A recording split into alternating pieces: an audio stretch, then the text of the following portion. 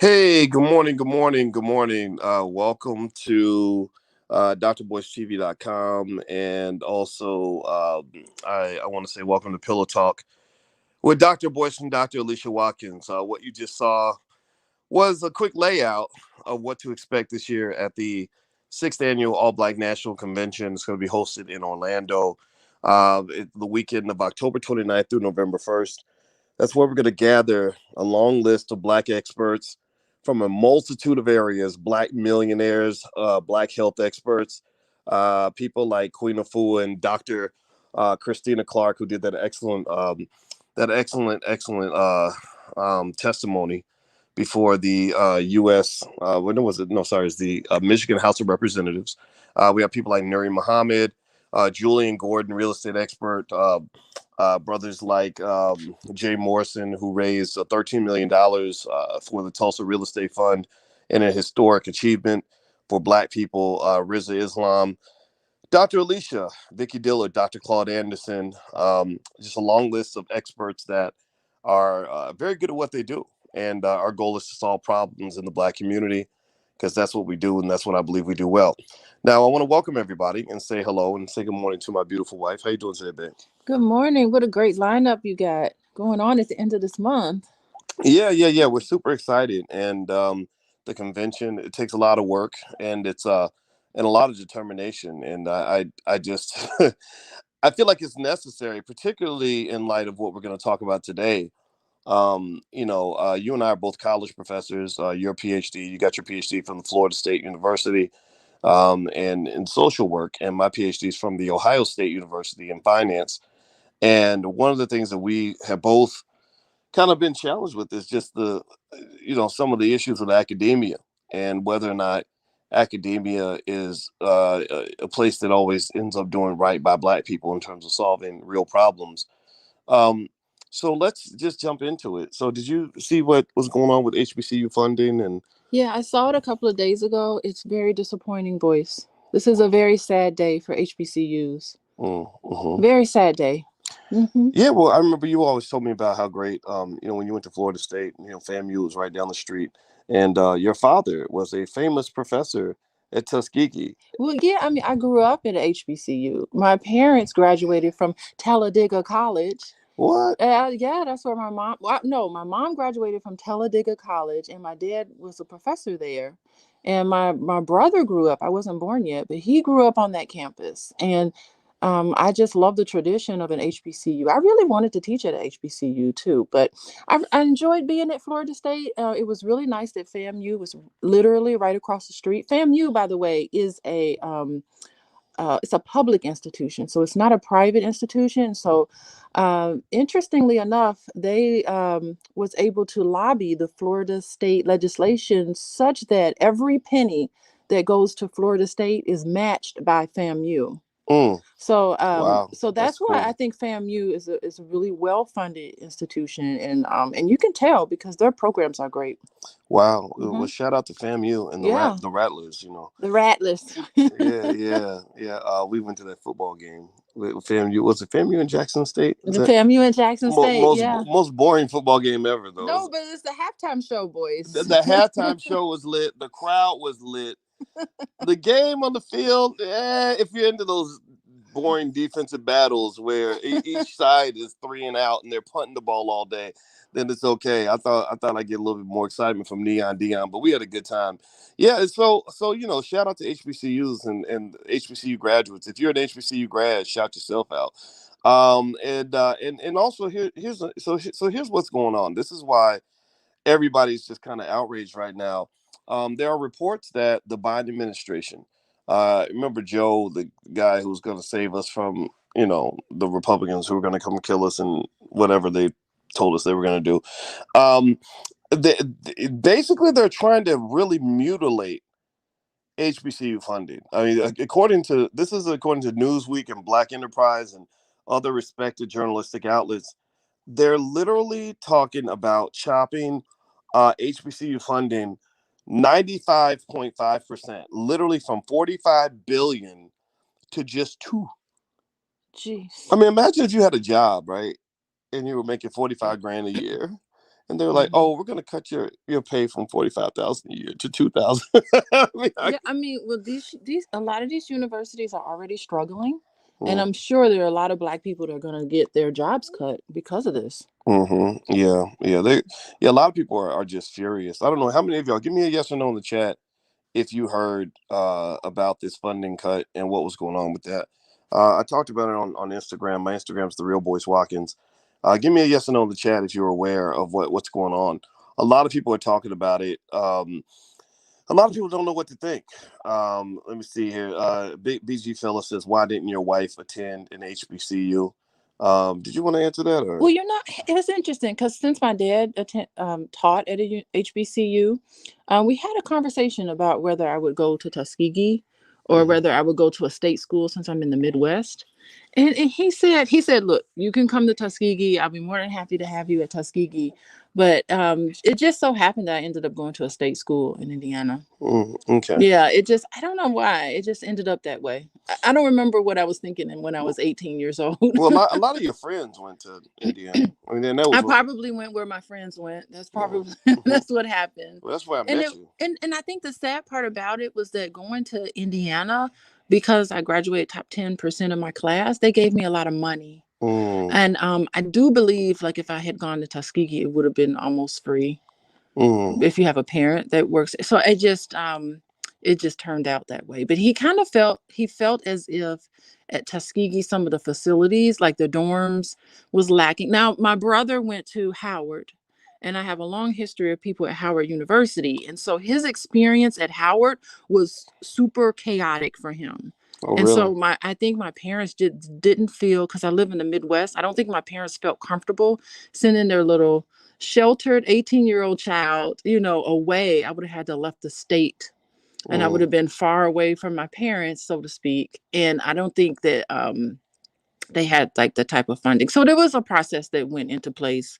It was a very thoughtful process, I think, among the people who influenced me. Yeah, interesting. Okay. yeah. Hmm. Yeah, yeah, yeah. I mean, and also, I mean, you have some lineage at these schools. I mean, Yeah, yeah. wasn't your great grandfather like on the original line of the Qs The first night at at a Howard. Howard? Like he was one of Hmm. the like literally like one of the very first Qs. Yes. Yeah, Hmm. and so Hmm. so your brother could have got in there like nothing. Yeah, because they had the same name. They had the Francis Taylor. Francis Holy Taylor. shit, that's So so he would crazy. meet people at Howard. He'd be like, "Wait, I know that name," you know. But I memorized your granddaddy's name. That's crazy. That's so yeah, cool. and see, I think like the history. I mean, we know about the histories of HBCUs and how important they are for Black people historically, even today. Mm, How important they are. This is a very sad day, and I think it's even more devastating because we now have an administration who pushed this forward. Could the Trump administration or Republican administration really have gotten away with this as much? Like, why isn't mm. everybody up in arms about this? Like, everybody. Well, that's what's interesting, right? You have people that are up in arms, and these tend to be the same people who were agreeing back when Ice Cube and I were doing that whole campaign to kind of say we have to get some tangibles in line before we give anybody our vote.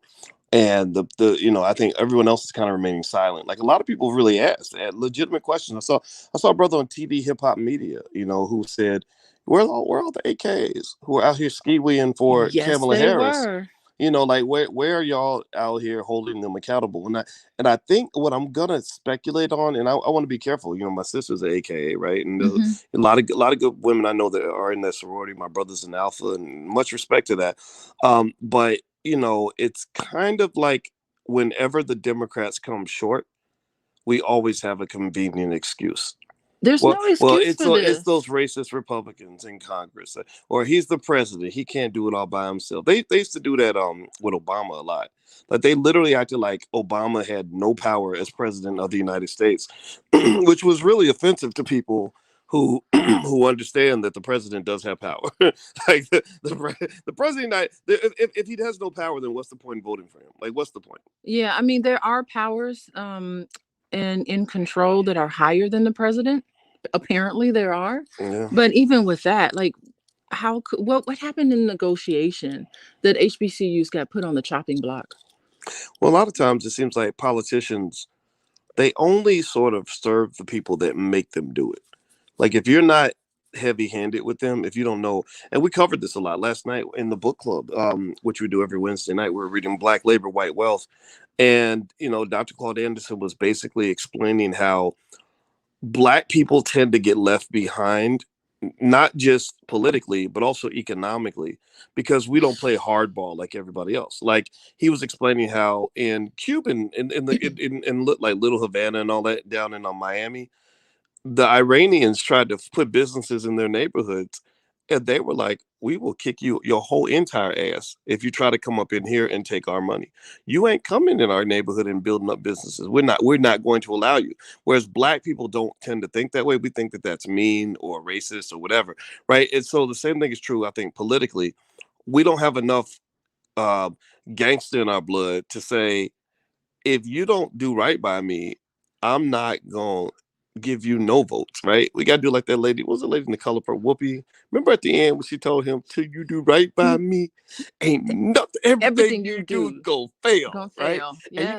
see how he got scared, like Yeah. Mister got really, he got real nervous, right? Right, because she had to get gangster on him, and that's what it is. I think dealing with politicians and dealing with We need to get any competitive gangster on situation. Camila. I mean, Camila Harris coming from her. I wonder. I mean, did she put a statement out?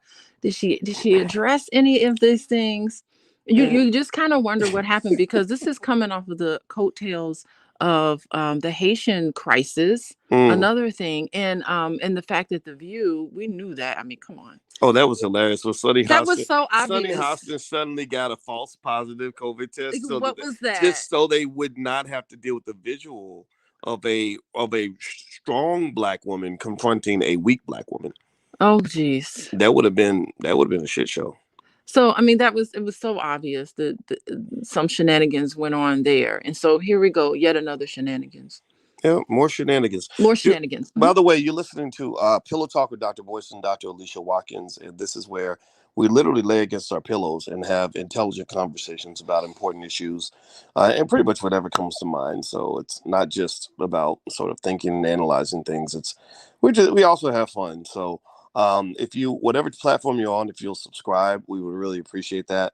And also, I'll put Alicia's website up in her Instagram. You can follow her, coaching with dralicia.com. And she also sees couples and does couples counseling and stuff like that. So you can feel free to go look into what she does.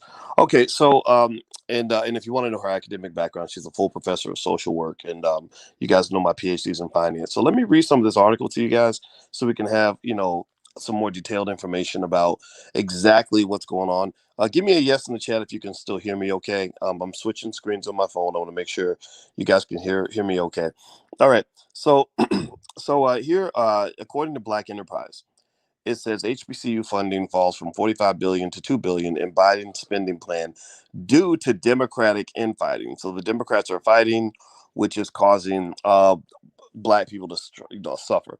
Uh, HBCUs that were looking to get their share of 45 billion funding as part of Joe Biden's spending plan may see less than 5 billion due to Democratic infighting.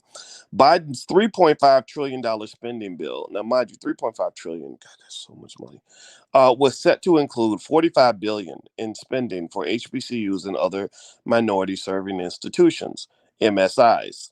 Okay, I didn't know that term, but I guess Minority, yeah. There's I think there's Hispanic serving institutions. I think there's one, a category. um, I don't know what those universities are though. I don't know about y'all, but I'm kind of tired of being a minority, man. I ain't no damn minority. Anyway, I'm not. There's nothing minor about me. Okay, thank you very much. My wife can attest to that. All right, so I have a very big brain. All right, so let me stop. I'm being silly. All right, so however, the newest version. I mean, we are laying here in the bed together, so we might as well just be honest. Oh, Okay, all right. So the newest version of the bill allocated just $2 billion for educational programs and HBCUs. Even worse, the funding could be changed into competitive grant funding instead of direct funding to the schools.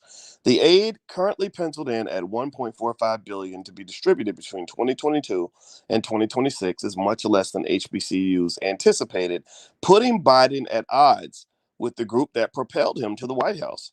Quote, the number is just significantly lower than what we had hoped for, said Paul Jones, president of Fort Valley State University and vice chair of the Council of 1890 Presidents, told Inside Higher Ed. Along with the minority serving institutions and the Hispanic serving institutions, it's really sort of lumping us all into this one sector when we all have tremendous needs. You know what's so interesting to me, babe? I kind of feel sorry for a lot of the bureaucrats that that are under the umbrella of the Bidens and the Democrats, because you know what they remind me of? They remind me of like these I remember I saw a video once about a puppy dog who thought he was going to get to eat, and his master, for whatever reason, would not give him the food. He kept teasing him with the food, but he kept feeding the other dog, and the dog was just looking at him like, I'm loyal to you, man, but you ain't feeding me. But he was scared to say anything because he didn't want to upset his master. But so he was loyal to his master, but he was hurt that, like, He's man. like, I'm so good to you. Yes, yes. Oh, and then in the video, what was crazy, and the reason he wasn't getting to eat was because the other dog, it was a big dog. The big dog was the like loyal, friendly dog who was sitting there like doing what he was told, and the dog that got to eat, I kid you not, this is the craziest video. The dog that got to eat was the tiny dog who was like, man, fuck your rules. You throw this hot dog down here, I'm eating first, right? And the thing, let me tell. Have you ever had a dog, boys? I did when I was little. No, I'm talking about dogs are loyal. I remember, like, no matter what you do to a dog, once they attach to you and they really love you, you can almost do anything to them and they'll still love you. And it is the most unconditional love. I mean, to the point where I think it's very therapeutic, by the way. But dogs are wonderful, wonderful pets to have. Wow. Because that type of bond is not like a cat. It's not like anything else. And it's so easy to take a Cats dog ain't for. loyal. Cats don't care. But it's so easy to take a dog for granted, and they would just love you and look on you no matter what. So I'll be curious. Do you So think we're just like pets. do you think I almost feel like some of like I really think about like those who are really stuck on concepts like integration, like really believe integration is working. Unfortunately, maybe are stuck on white validation. Maybe dependent upon money coming from government or white people. I wonder if I honestly think that like I'm the loyal. I'm not gonna say that they are loyal puppies. I'm saying that they get treated that way, right? Like okay, you're loyal to me regardless. You ain't going nowhere. Biden goes and does interviews. He's like, if you don't vote for me, you ain't black, right? So that's a way of saying like, I know you ain't going nowhere. You're my loyal little puppy dogs, and it doesn't matter how much I pee on you. You're still gonna have my back, because in the next election, I know exactly how to trigger you and make you, scare you into voting for me. You have got to, and when they run again, I guess they're going to run again for another term. You got to replay this video. You got to replay this podcast, because we have to remind people what happened in the moment where it could have been a slam dunk. Like, you're thinking, what? We got an HBCU grad as a vice president. I bet they were sticking their chest out like, I know we got this money. We are not gonna she gonna look out for us. What? You thought you had somebody in the White House that's gonna be like, that's gonna be looking back and really helping to progress HBCUs, which I think are the most best, fascinating institutions on this planet. Did you say the most best? The most best, the most bestest. The bestest. I mean, really, not even just academically. I'm talking about the experience that Black students get at a HBCU. It's like no other. You see students who come from all different types of neighborhoods. When you come to an HBCU and when you graduate from there, it is you get a sense of who you are. You get a curriculum that you don't get anywhere else. Everything is Black centered. I mean, you come out of those HBCUs in the way that you are not when you come into HBCUs. It is really an uplifting thing. I mean, I saw online several, the freshmen, where they welcome the freshmen in, and they have them march, they have them dress up, and they have them march through campus, and everyone gets together, stops what they're doing, gets together and sings for them and lifts them up. I mean, this is an experience that we know as Black people, we don't get this on a daily basis. So this is devastating for HBCUs, particularly for those real small institutions. Well, I'm not talking about a Howard or a FAMU or large HBCUs. I'm talking about those really tiny ones, those small ones that's put together on a shoestring budget, where the dorms are dilapidated. but the education and those black women, a lot of black women running those institutions are hugging up those kids and dealing with all of their social issues in a way that they would never ever get it at a mainstream institution. Mm. Okay, well, my thought is, and by the way, thank you, Lukeman. Lukeman says that when he makes his first 10 million, he's gonna give me 10%. He ain't got to get. I don't want to give it to me. I want to give it to the Black Business School, and actually this let me just to throw in kind of a thought. I thought a lot about HBCUs, right? I thought a lot about. First of all, I wished I could have gone to an HBCU when I was coming out of high school. I didn't have the grades. I didn't have no money. Didn't nobody want me, and I didn't know what the options are. I just didn't know what was out there. My Yeah. parents, we didn't talk about any of that, and so my experience as a student at University of Kentucky, it was very isolating because the Hmm. white students, I didn't vibe with them because I wasn't white. And then also, I didn't vibe with a lot with some of my black friends because they weren't. University of Kentucky doesn't exactly attract like the best and brightest black students. Like Oh, some really? some of them are good, some of them are very good. Don't get me wrong, but most of my friends were not into things they weren't into studying hard. Like I studied Mm. 5-6 days a week, you know, and I had the highest grade point average of every single black person on campus. But it wasn't that hard. It wasn't like I had stiff competition. You showed up Yeah, to yeah. class. It's like yeah. So I wished I could have been at an HBCU that where there were some of those really talented black people to really challenge me. Hmm. So I admire and envy that. When I went to Syracuse to join the faculty, I desperately wanted to teach at an HBCU. I went to Howard to interview, and the guy who was the head of the finance department at the time, if I'm not mistaken, the chair was from China. Oh, okay. And I remember Okay. thinking to myself, why do I gotta impress this Chinese dude to convince him that I'm capable of He's the teaching? gatekeeper. A I can't. Chinese guy is a gatekeeper, Right, whether you right. get a You gatekeeping me from talking to my own people. his word meant something. So if you got on his nerves or said something wrong, his word would have like Well, how about not. how about the words "fuck you"? Like seriously, is that did that offend you? And seriously, I mean, and I'm saying that because there ain't no way on this earth. Y'all give me a yes or no if y'all think this is even possible. Show me one university in China where you got to go impress an African American, where a Chinese man has to impress an African American In order to to get a job. convince him to let him teach Chinese students. Y'all give me a yes or no. Do y'all think a university like that has ever existed in the history of all mankind? I'm making a point here.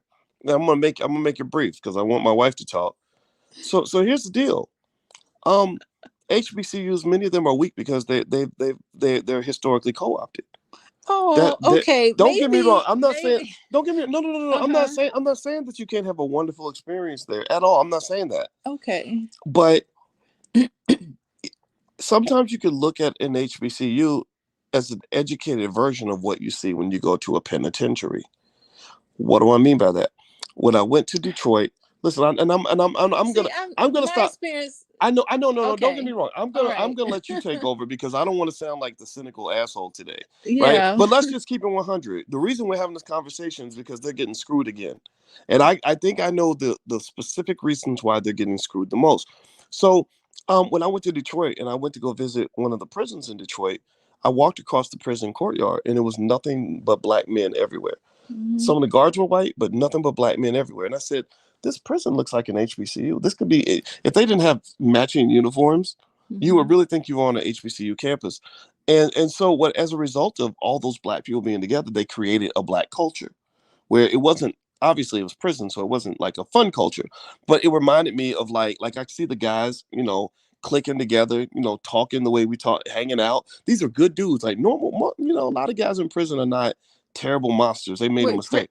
this is prison, not jail, because it's two It, separate yeah, things. this was prison. This wasn't Ooh. jail. Yeah, Okay. yeah, and so long story short, my point is to say that when you bring black people together, whether you're bringing us together on the corporate plantation, Hmm. or you bringing us together in a prison, or you bringing us together at a HBCU, or you're bringing us together on a plantation in 1862, we're always going to find a way to create a culture that is unique and special and extraordinary. We do that. That's who we are. We're special. We got that magic, right? So that part is undeniable. The question becomes, who controls those institutions, right? Like, so the black men might have created culture within the prison, but the white man's running. The white man's the warden, or the black people may control the culture within the HBCU. But a lot of the decisions, the financial decisions, which that those are the people that have the power, are being made by people who are not black, right?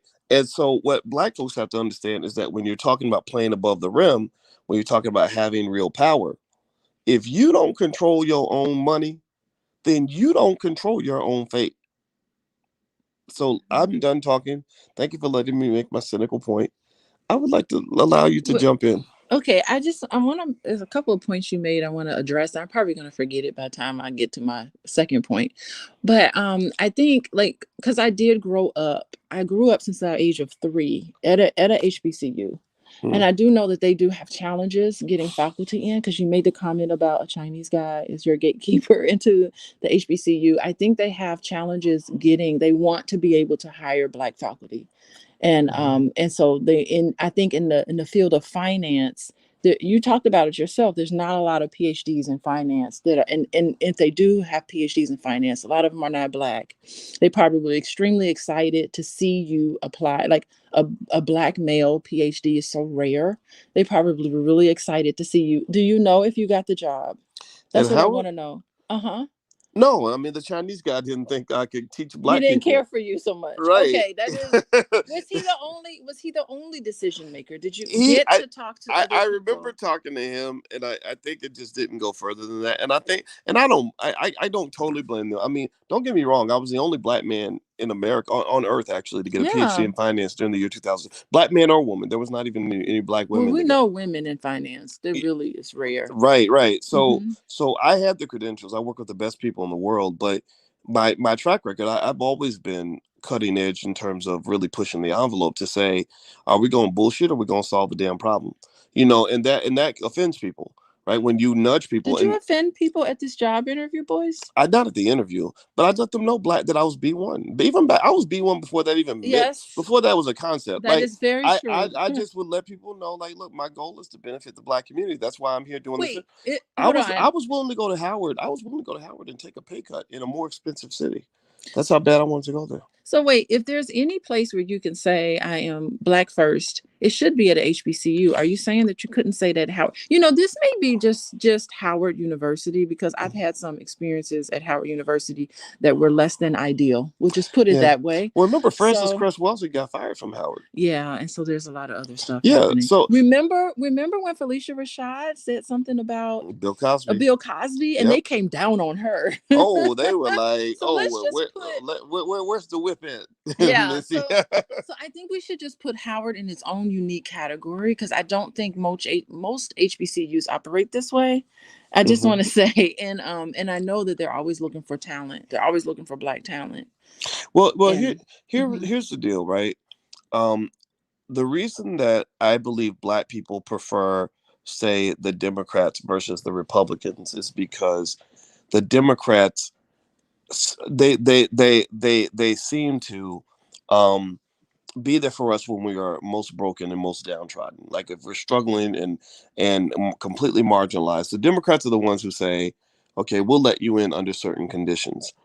The problem with the Democrats, the reason that millions of black people just fucking hate the Democrats right now, in Mhm. general, Mhm. is because there is a glass ceiling to how much power a black person is allowed to have within a democratic designed white supremacist infrastructure. So what they'll say is, look, So they'll look at Camilla Harris and they will be, oh, poor thing. She was up against it real hard and couldn't get our funding yeah, through. Do you yeah, think they'll have some empathy for her? I think they will, and I think that what they'll do. I mean, when I was working with Ice Cube, one of the leading politicians in the Democratic Party reached out and said, people think that we're not trying to help the black community, but we really are. It's the Yeah. racist people in the Democratic Party who don't want to let us do anything.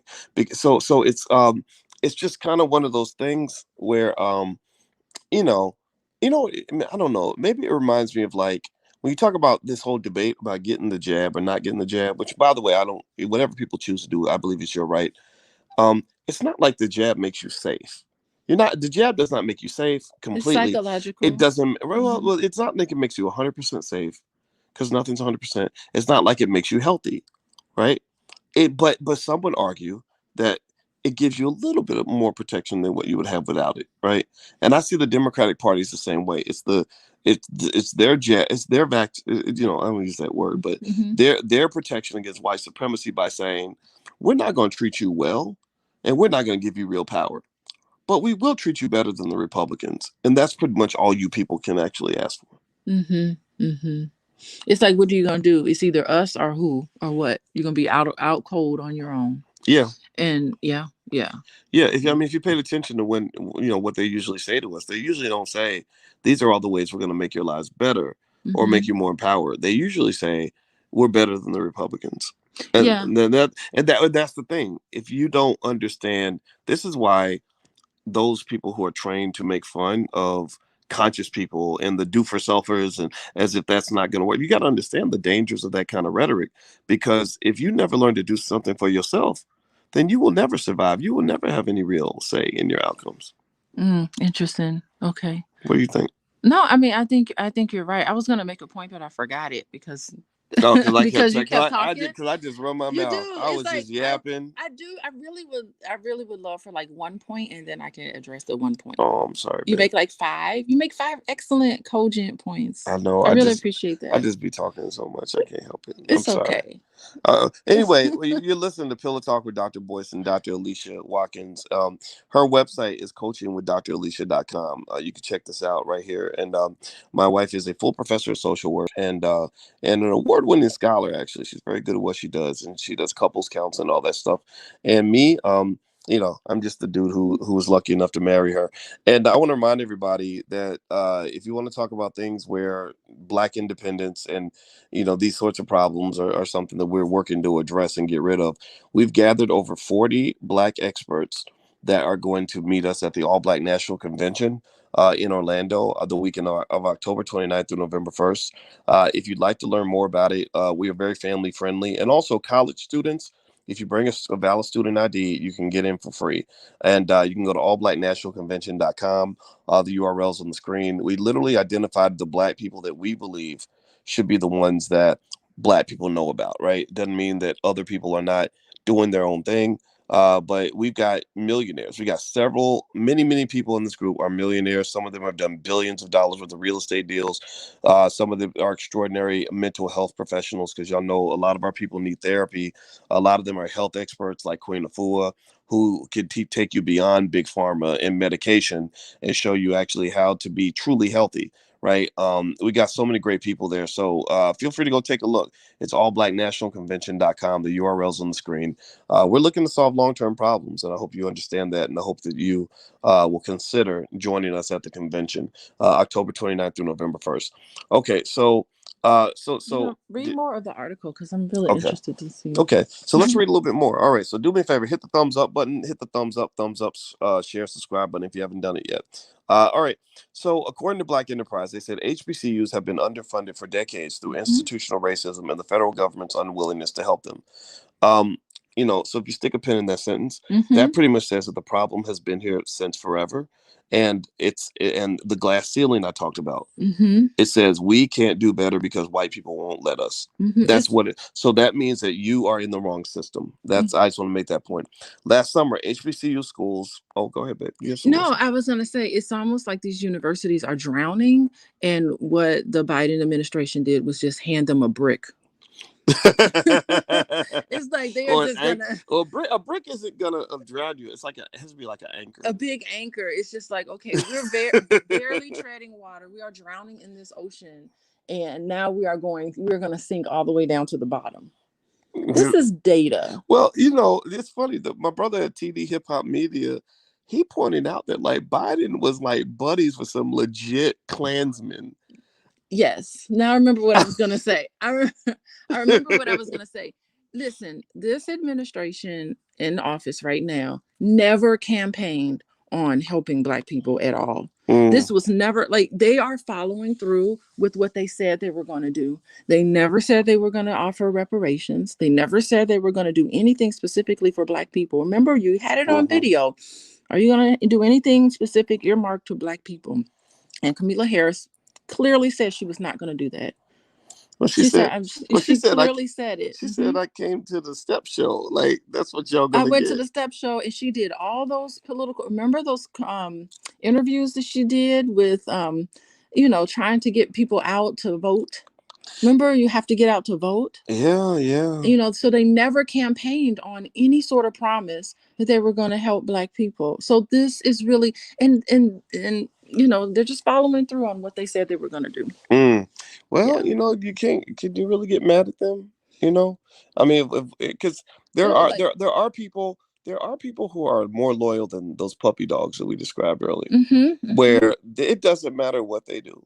Like I think that they're probably if I was Biden and his crew, I would be astonished by the amount of forgiveness that Black people have, the capacity to Mm-hmm. literally let anything slide. If I were them, I would just do experiments. Like, I wonder, like, what we can get away with. Like, I wonder if I tried to do this and I spin it the right way. Like just keep They're pushing the probably envelope. stunned. They're like, wow, we still have support Yeah, no matter what. it's Mm-hmm. it's pretty amazing.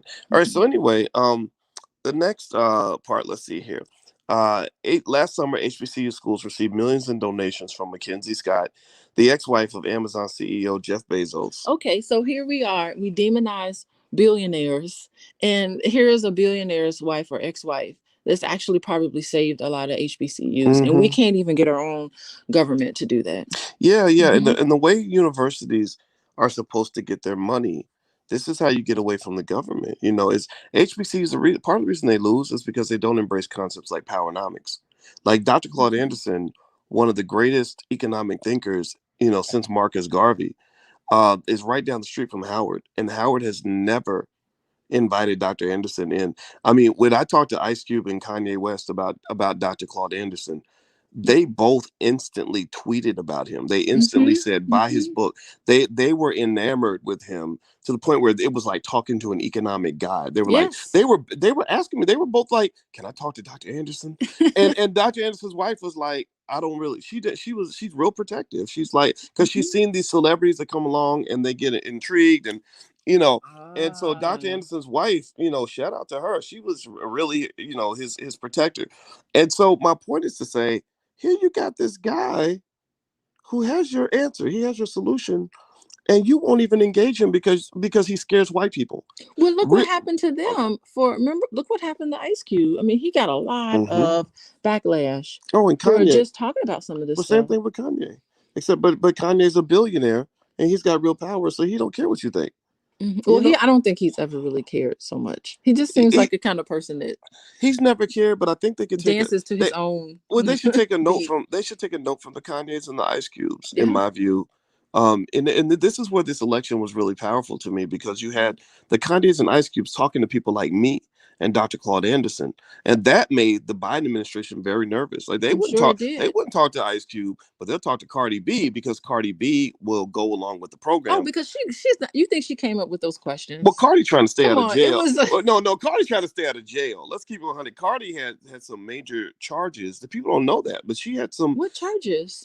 She did something. I mean, one of the things was like something involving some lady that she beat her. She beat her up because she was, I think, talking to her husband. I don't remember what it was, but something happened in a bar in New York, and she was facing. I think she was facing some charges. And then also there was I remember she went on Instagram and confessed to drugging and raping, having men raped. Right. So Well, unless they could those men easily. come forward, those men would have to step forward and talk about their They would, but then again, though, to. if they were white women, if a man just went online and said, I drugged and raped several white women, but they haven't come forward, they would probably cancel him. Like they She wouldn't. never got canceled. They would say, well, the victims are just too afraid to come forward. So Well, we canceled her. I don't. Well, we did, but not the world. But Well, Biden that's a didn't. big deal. But We but my canceled. point is to Okay, say, yes. I think so it was interesting, right? That if you look at Cube and Kanye, whether you agree with them or disagree with them, these are two independent, very wealthy, powerful black men. Like Ice Cube, it is worth hundreds of millions, I'm sure. Kanye's a billionaire, certified by Forbes magazine. Mhm. Why doesn't why won't HBCUs embrace the kind of knowledge, the economic perspective that men like this are presenting when they go talk to a doc, because they're getting this from Dr. Claude Anderson. They're talking, Mhm. Charlemagne the God is building a whole podcast network that's probably going to be worth $1 billion by the time it's done. He loves Dr. Claude Anderson. They all, they embrace these ideas because they're like, this is it.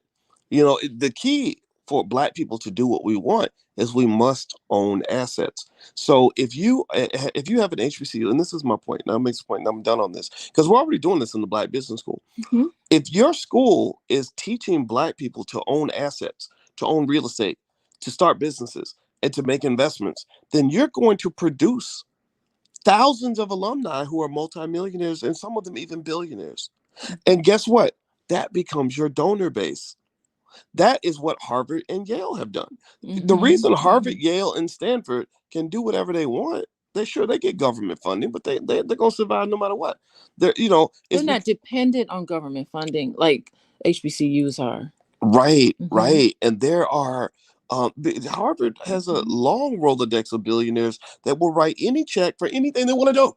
Mhm. They're not sitting around saying, "Well, we can't do it because the government won't come through with our money." Well, if all you're doing is producing employees, Mhm. then Mhm. that's exactly what you're going to get. Mm. I love it. So you're saying that if we followed Claude Anderson's thinking in his book, then we will produce all of the Black individuals who can actually contribute to these HBCUs so that Yes, they're not dependent on government funding. yes, I yeah, got it. and Hmm. I already see it happen. I mean, the Black Business School, we've been doing this for about 6 years now, Hmm. and we have alumni. We have people that came out of the school, like your friend Susan, who Yes, they come she back is and killing it. yeah, they come back and support the school because we teach Black folks how to build independent wealth and power. We're not into the whole, like, don't get me wrong, we don't make fun of you if you have a job. We just say we think there's more out there for you, and we wonder if this is best for you because the stressors that come with having somebody else constantly controlling your fate. So the Hmm. mindset of the HBCUs have to change. They are part of the reason that they are constantly stuck. Hmm. Yeah. So Hmm. so let me read more. Okay. Everybody, hit the thumbs up button. Please hit the thumbs up, share, subscribe button, if you haven't done it yet. So Coppin State University, Bowie State University, Morgan State University, and the University of Maryland Eastern Shore sued the state of Maryland in a federal lawsuit alleging discrimination and underfunding of HBCUs in 2006. After pushing back for more than a decade, the state agreed to a $577 million settlement this spring. Good for them. Roderick Mhm. Smothers, president of Philander Smith College, I think I met this brother, told Newsweek the federal funds received during the pandemic were paramount in helping the school survive the pandemic, as well as implement technology upgrades and student support. Quote, we use the funds that we received to serve the students that we have, and now we're Mhm. asking for additional funds to make sure that when we are on the other side of this global pandemic, our institutions will be bigger and better and more resilient, he said. Okay, good for him, good for him. I think a lot of these, leadership in the HBCUs, they're not all bad, right? No, no, of Yeah, they're course. they're not, they're not a bunch of losers or anything like that. I just think that, They just uh, have struggles. well, I think a little bit more courage and a little bit more imagination is required, unless you want to be a sucker for the rest of your life. Yeah, but What do you I think? mean, I think it'd be really nice to have people weigh in who are actually a little more tied to these HBCUs. I mean, you Absolutely. do want to attract really good faculty, but you can't compete with the salary. hmm You make more money at these larger institutions, white institutions, and it's a tough decision to make. It's very Yeah, tough. Yeah. it's extremely. I do agree with you on that. Um, I want to show you this cartoon that I thought was really funny. This was Yes. Yeah, yeah. I want everybody to see this. I thought about this cartoon as you were talking. That was another This point I is wanted pretty to make. hilarious. Hmm. Yeah, so if Hmm. you see here, this was shared. Y'all can read it on the screen. I can't read where it came from because I got something blocking that. But there's literally this group of Black people, and then it shows a dog barking. The dog represents Black leaders, and they're barking at the white people. And then the white guy throws a bone to the dog, and then he turns and starts barking at the Black people. Right? Y'all see that? Give me a yes or no if you can see that. I think that's so funny because part of your challenge is that many of your Black leaders are not really black leaders. Like they are maybe mediators, or they are representatives of the white power structure, and their job is not so much to. They're not black leaders. They're really black. They're really Negro managers. Mm-hmm. Like their job is to manage black people and to carry water for the white power structure, and to keep black people in line. And you see them come out, exhaustively during election season, because what happens then, and you saw it during the pandemic too. Mm-hmm. Whenever the power structure has an agenda, they say, "Huh, how do we get black people to do something?" So then they Mm-hmm. start going back to the simple playbook. I want y'all to pay attention. I want y'all to watch out for this. They go to the preachers. So they get the preachers saying, "Hey, everybody, go get this jab," or "Hey, everybody, go vote for this person," or Mm-hmm. whatever. They go to the athletes, That's right? right. They go to people in the music industry, like the rappers, and Mm-hmm. the singers. They also go to like your favorite actor, actress, etc. Mm-hmm. And that's why. So it wasn't a coincidence that Mm-hmm. whenever, that whenever a celebrity caught COVID, they would announce it on Twitter, like, Mm-hmm. "I just caught it. Everybody go get shot." Not Or only that, but it has to have some emotional charge to it. And what was the one thing that mm, happened during the pandemic that really got us riled up in the streets? oh wait, I remember the police shootings in The the black. police shootings, Oh yeah. they'll take these in glaring injustices. I mean, injustices happen every day, but they Hmm. take these big glaring injustices, and then all of a sudden it becomes a big deal, and because it has to have some emotional charge. It's a magical thing that's doing for us. It has to have an emotional charge because nothing can get pushed forward unless there's emotion tied to it, especially for us. Like, can you imagine all the black women, how we felt to see a black man shot down in the street and Mm, him calling out for his mother? I mean, mm, that, oh my good. I mean, I shed a tear. A tear came down, and mm. so it's just that emotional charge behind it. That's what put Biden and Harris in the office That's during a well, pandemic. you know what I It when you was, they doubled down on it. You're gonna die because you black from this Yep, thing. they gonna kill you. I'm They're gonna I'm kill you in scared. the Every streets. time my son leaves the house, I'm afraid Yes. he won't come back. Right? Yeah, Yes. that's real interesting. Well, with you being a therapist and everything, you talk a lot about um how trauma can Mm-hmm. make people easily triggered, and that makes me, what I visualize when you talk about that is because a lot of us in here, a lot of people in this room probably in relationships with traumatized people who are easily triggered. Look, um just my just being I black. think right, being black means you probably have had a lot of Yeah. trauma. I'm married to a woman who grew up in the murder capital of the world. Gary was at Hold that on. time. I was very. It don't matter. Don't you It dare. don't I was matter. very Gary, sheltered.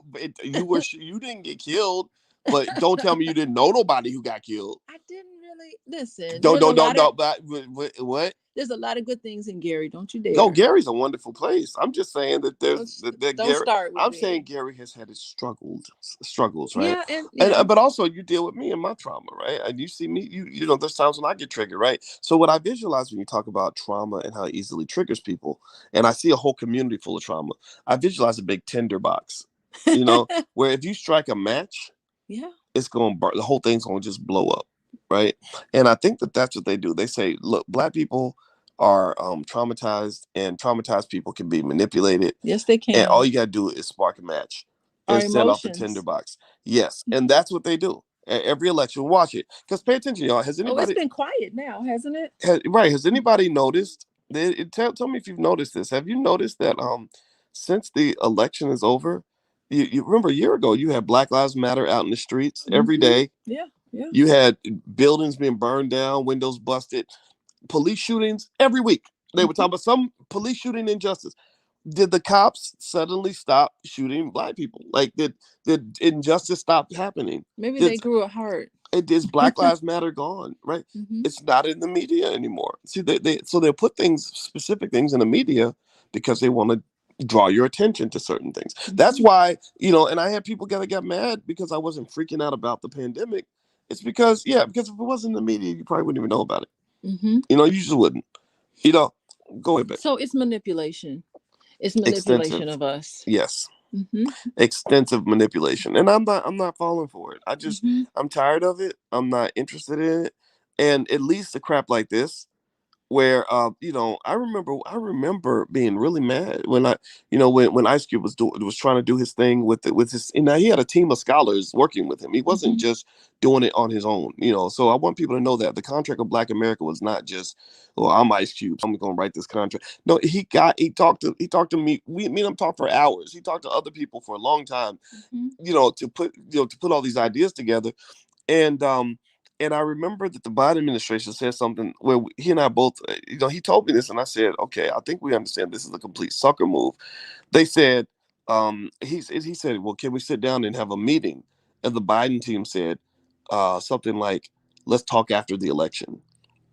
And I was, Ah, and I said, how stupid to do have a they? real conversation. Right? I'm like, how stupid do they think people are? Like, because and then since the election, there has been no talk. They haven't returned any of those calls. Why? Well, Mhm. why is that? Well, because they don't have to. In finance, we Mhm. call that moral hazard. When you give somebody else all the power, once you give away that power, you can't get that back. Black people, pay attention.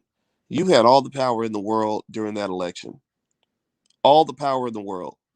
You gave your power away. So stop complaining that you're powerless, because you gave it all away when you had it. You strike while the iron is hot. Just please remember that. Babe, do you have any final words?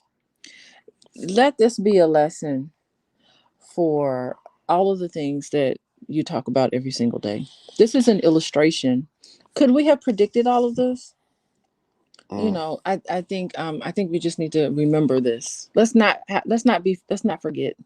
absolutely. Let us all not forget. Yeah, and this is Mhm. why I wear annoying shirts like this that get on my friends' nerves. Did It's you like, know what? I've noticed that white people love when you wear that shirt. Have you noticed? that's so true. They love it. They're like, yeah, because they see it. Well, I didn't vote for that Biden nonsense in the Mhm. last election, or, Mhm. or Trump. I didn't vote for either side. Mhm. I'm voting for Black people in every election. And by the way, some of y'all are asking where you can get this shirt. Actually, you can go to wokeblacktees.com. I'll put the URL on the screen, and also, just so you know, we're not sitting around here just complaining about the problem and not seeking to solve it. I want to quickly, if you'll allow me to, share a couple things we're doing to try to solve the problem. First thing I'll say is, in terms of suggestions and thoughts for HBCUs, because I do respect and appreciate them, and I believe that they serve a great role for society, and can Yes. serve an even better role if they really get the potential out of their students by focusing heavily on Black business development, as Mhm. opposed to Mhm. teaching Black people to manage white businesses. Like, we have to own the industry, we must own the infrastructure. So that's something that I think HBCUs need to do. They need to embrace powernomics philosophies, as opposed to just simply teaching Black people to go work for white people. Also, Black celebrities, all the celebrities that talk a lot of smack about how much they care about Black people, I think they can help close some of that funding gap, become some of that part of that donor base. Also, I believe that we need to create independent Black institutions. I think that, so when we created the Black Business School, I made it really 100% abundantly clear that I did not want any government funding. I don't want to be Mhm. under the thumb of the government, because I know how that works. I understand, my PhDs in finance, so I know that money typically brings a trade-off. That money brings power, and Mhm. so with the Black Business School, people say, well, why don't you get accredited so you can get money from the government, this, that, and the other? And I say, no, I don't want that. Mhm. I believe freedom is something that you're not going to get from the people that have oppressed you. It just doesn't. Freedom don't work like that. So the blackbusinessschool.com is where you can go to take a look. And of course, you may or may not know that the All Black National Convention is happening this month, October 29th to November 1st. And what I'm going to do is actually show you guys, if you'll allow me to have 1 second of your time, to show you the quick little trailer we put together for the convention. So here we go. We're super excited. It's going to be awesome. These are your scholars, these are your leaders, these are your teachers. We have over 40 Black experts coming together with tons of people in the community in order to build the Black community. So check this trailer out. I'll put it up right now.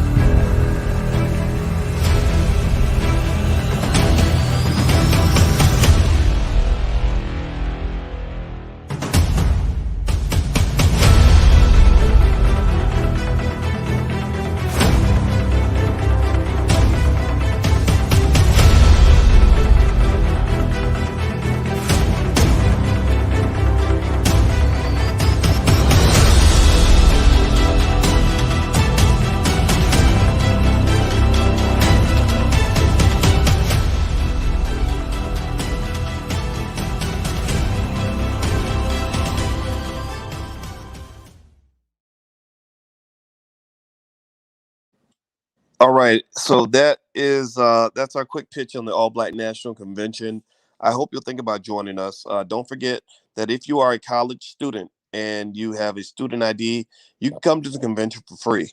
Also, we have group discounts. We'd love for you to bring your whole family. We have a whole curriculum for children. We got brothers like Freddie Gray and Al Duncan, who are multimillionaires in their respective businesses, who will be literally showing you the game on, where millionaires come from, how all that works. In fact, I'll put these guys on the screen.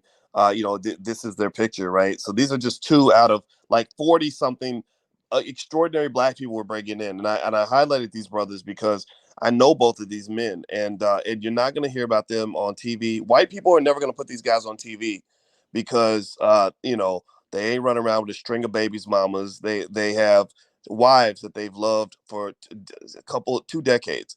They ain't got a bunch of kids everywhere. They've raised their children to be powerful, committed citizens in the black community. They're not in the NBA or the NFL. Or signing a rap contract. They're not rapping and busting rhymes. No disrespect to the rappers. We're gonna have the rappers there. Keelan E. Honda, D1, Jay Ortiz. A lot of great rappers are gonna be there. But these guys are not. They're not rapping. They're not balling. They're not. They're just hardworking, hustling ass black men who love black women, who love the black community. They're educating black children and they're making millions while doing it. These are the superheroes of the community. Mhm. These are the black men and black women I want y'all to know about. Don't get me wrong. I'm not disrespecting anybody else in terms of how they make their money and what they do. Some people think that one guy got offended on my Instagram. When I brought this up, he said, "Why are you dissing black men?" But I said, "I'm not dissing black men, but you're dissing black men by thinking that all we can do is rap and play basketball." No, these guys ain't got to walk around with 80 pounds of gold chains on their neck to show you that they're doing well. They're not trying to be shiny Negroes. They're trying to be successful black men. And that's what we need in the community. We need real power. And so Freddie Gray and Al Duncan literally are just two out of over 40 people. I mean, I could bring up Brother Nuri Muhammad. There's so many. It's Queen Afua. Oh my God. I mean, there's so many amazing black people who are going to be at this convention. And these are the people that I just want y'all to know about, man, because I feel like we just get caught up in all the flashy, shiny nonsense, and it makes us weak and it makes us distracted, and it leads to nothing but epic and consistent failure for a large percentage of our community. And somehow we're tricked into thinking that we're winning because we have a couple of people on TV. Like, I mean, my God. And if you want to talk about black health, Lord have mercy. If y'all have not seen this lady, Queen Afua, then you don't know what you're missing. Queen Afua is, first of all, she's 68 and she got the energy of a 30-year-old. And she is literally almost, if I were to name a minister of health in the black community, um, I would pick Queen Afua because she's not going to tell you about getting no jabs one way or the other. She's not going to talk to you. She's not going to do what Big Pharma does, which is to put everybody on a pill. 70 million Americans are on mind altering medications, and millions of Americans are taking pills to solve their problems. Queen of Four teaches you how to be healthy, how to have a healthy immune system, you know. And because I'm telling you, a lot of this pandemic, where black folks are going down, like when we're dying more than other people, and everybody's complaining about it and sad about it, it's because we don't have good immune systems. It's because we're not healthy. It's the Popeyes chicken. It's the glorification of obesity. These are our leaders, man. Like, these are the people that you need to be celebrating, man. Stop. Please, let's all as a community, I just pray that we move past um, the superficial and start going for the substance. I know that the flash is exciting and fun sometimes, but it's the substance that matters. Like sisters like this. Has anybody ever heard Victory Boyd sing before? Let me tell you a story about Victory Boyd. Victory Boyd sings like an angel. I kid you not. She sings like an angel, and she's 100% black. And she's such an amazing singer that when she sang for Jay-Z, for the first time, he signed her to Rock Nation on the spot. So she's a Rock Nation artist, and she also blew up because we shared her in our network. We put her, she will say this, she'll say this on stage. We put our video on one of our Facebook pages and it went viral in the B1 in the Black community. Next thing I know, this young sister is singing all over the world. She was, and let me tell you another part about Victory Boyd. Look her up, Victory Boyd. You got to look her up. She comes from an amazing family. Her father John literally got all 9 of his Black children on the same page, and they all run their business together. And they are 100% Black. And her father is going to be there literally teaching a class on how to structure your Black family so that you have power and wealth just within the family. One Black institution that was murdered, taken out by the war on drugs and all that was the Black family. And that is your power base. So he's going to literally teach on that. That's what our people need to learn. Not just how to go get a job for white folks. That don't make no sense, right? So anyway, Victory's going to be there. And last story I'll tell you about Victory. I could talk about this young lady all day. She was supposed to sing the national anthem for the NFL season opener. Millions of people, Dallas Cowboys against the Tampa Bay Buccaneers. She was their singer, and they came to her and they told her family, "You got to get the jab in order to sing this song." And for religious reasons, her family said, "No, we'll wear a mask, we'll take a test, we'll socially distance, but and I'm only on the field for a second. Is there another way around it?" They said, "No, you must put this in your body." So you know what this lady, what young lady said? You know what her family said? They said you could take that money and shove it up your ass. They didn't say it like that because they don't cuss, but I'll cuss on their behalf. They told them to take that money and shove it up their butt. That's what you talk about. We talk about principles over profits.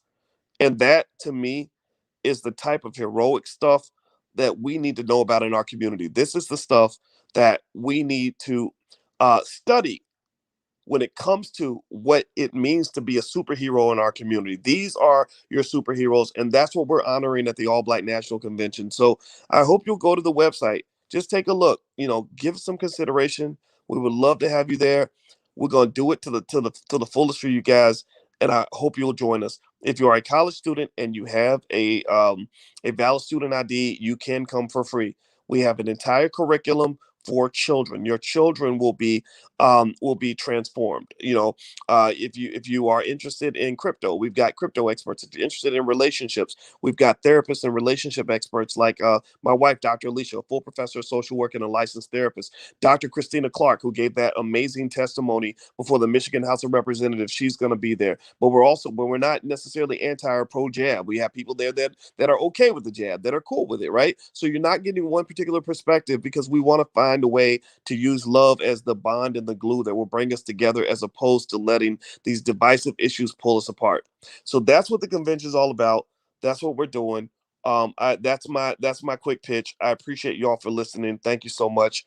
And by the way, if you want to get your B1 shirt, feel free to go to wokeblacktees.com. This is what we're gonna be rocking at the convention as well. So you can wear your B1 t-shirt to the convention if you want to. I cannot wait to see you guys. And feel free to go to allblacknationalconvention.com. You can take a look at everything that we have to offer. Oh, sorry, I'm choking here. All right, my wife is laughing at me because I just choked because I get excited. I think I got choked up, y'all. I got choked up. Yeah, well, that's all right. We about to get this done. We about to make this happen. We are not here to fail. We are powerful. We are unstoppable. We are the original man, the original woman. We are the greatest on this planet, if you ask me. And shout out to that's my grandma Felicia. She represents the Black Business School Panther, and that's how we roll. We roll like Panthers, and we don't ever lose. So God bless you guys. Hit the thumbs up button on your way out. Thank you for listening, and we'll talk to you soon. Take care. Okay. Bye, everybody.